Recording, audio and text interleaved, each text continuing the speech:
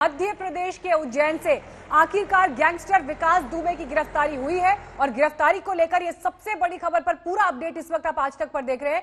लेकिन आप ये देखिए 6 दिन बीत जाते हैं जब 8 पुलिस कर्मियों को मौत के घाट इस गैंगस्टर ने उतारा है। उसके बाद पूरा प्रशासनिक अमला, पूरा पुलिस महकमा इसके पीछे लगता है।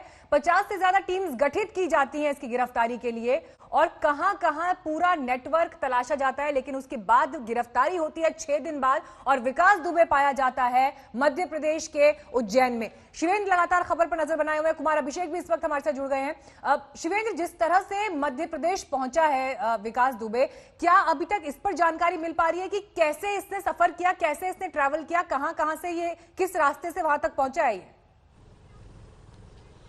देखिए, सबसे पहली बात यह है कि विकास दुबे को लगातार कोई ना कोई जो मदद कर रहा था वो हर एक चीज़ की जानकारी दे रहा था, इसीलिए उसका मूवमेंट इस तरीके से था कि पुलिस उस तक ना पहुंच पाए। हालांकि यूपी एसटीएफ और लोकल पुलिस की तमाम टीमें उसको पकड़ने के लिए लगी हुई थी, लेकिन यहां से जो फरीदाबाद गया उसके बाद उसने एमपी का रास्ता किसी के साथ बाकायदा, जो हमारे सूत्र बताते हैं, किसी के साथ बाकायदा सुरक्षित गाड़ी में सफ़र किया है और उसी के जरिए पहुंचा है। उससे पहले उसकी बहुत तसल्ली से बात हो गई थी कि कहाँ आना है, किस तरीके से आना है, मीडिया को कैसे सूचित करना है, पुलिस को सूचित करना है। तो सारा प्लान तरीके से सब कुछ चल रहा था।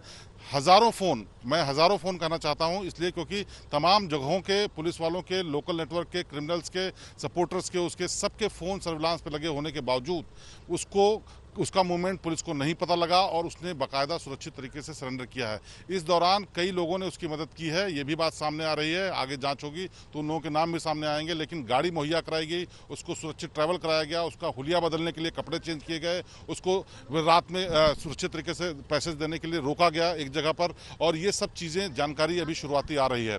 तो किसी न किसी तरीके से उसका जो बहुत बड़ा सवाल है शिवेंद्र, देखिए यही लगातार पहले दिन से यही बात हो रही थी कि आखिर संरक्षण कहां से मिल रहा है, संरक्षण कहां से दिया जा रहा है और इतनी बड़ी वारदात को अंजाम देने के बाद भी वो संरक्षण खत्म नहीं होता।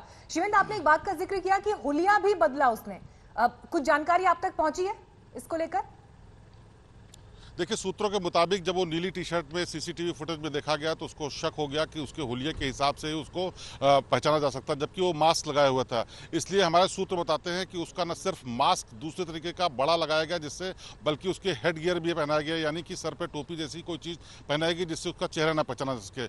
उसके हुलिये से उसके शरीर के जो आकार प्रकार है उसके हिसाब से बाहर से अंदाजा न लगे, इसलिए उसको ढीले कपड़े पहनाए गए, जो सूत्र बताते हैं, जिसकी वजह से वो वहाँ तक पहुँचा। क्योंकि जो एमपी में पुलिस के सूत्र हैं वो बताते हैं कि जब वो आने की बात थी उसकी, उससे पहले ही उसने अपने कपड़े फिर फाइनली चेंज किए हैं और उसके बाद मंदिर की तरफ गया है और बाकायदा वहां पर्ची कटाई और मीडिया को भी उससे पहले सूचना दी गई कि इस तरह की गिरफ्तारी होने वाली है और इस तरीके का समर्पण होने वाला है, जिसके चलते वो पकड़ा गया। और ये उसके नेटवर्क की ही खूबी कहेंगे कि जिन पुलिस वालों को मार दिया गया, 8 शहीद हो गए पुलिस वाले, उसी पुलिस विभाग के लोग भी उसके साथ मिले हुए थे। न सिर्फ यूपी में मिले हुए थे बल्कि एमपी में भी उसको सुरक्षित पैसेज देने के लिए, सुरक्षित सरेंडर करने के लिए उन्होंने मदद की। तो ये जांच का विषय हो सकता है, लेकिन बहुत बड़ी नाकामी यूपी पुलिस के लिए है, क्योंकि इतने दल बल और इतनी टीम्स के साथ अगर वो अपने प्रदेश के अंदर नहीं पकड़ पाए, अपने प्रदेश के अंदर उसको रोक नहीं पाए, इसका मतलब कहीं ना कहीं बहुत खामी हो रही थी। और विकास दुबे का नेटवर्क जो था, जो शुरुआत से काम कर रहा था, वो पुलिस से कई कदम आगे था, जिसकी वजह से न सिर्फ वो सुरक्षित वहां पहुंच गया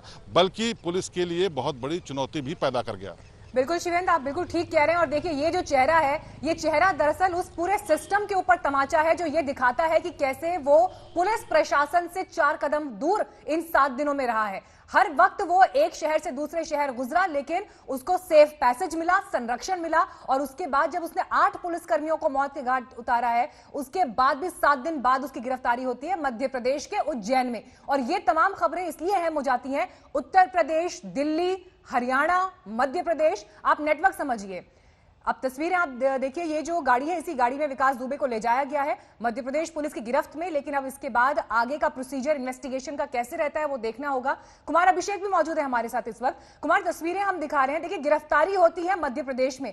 बेशक उत्तर प्रदेश सरकार इस वक्त एक राहत की सांस ले सकती है कि आखिरकार 7 दिन बाद ही सही, लेकिन गिरफ्तार तो हुआ है विकास दुबे। लेकिन इस गिरफ्तारी के पीछे बहुत बड़े सवाल हैं और उन सवालों के जवाब पुलिस प्रशासन को भी देने होंगे, सरकार को भी देने होंगे।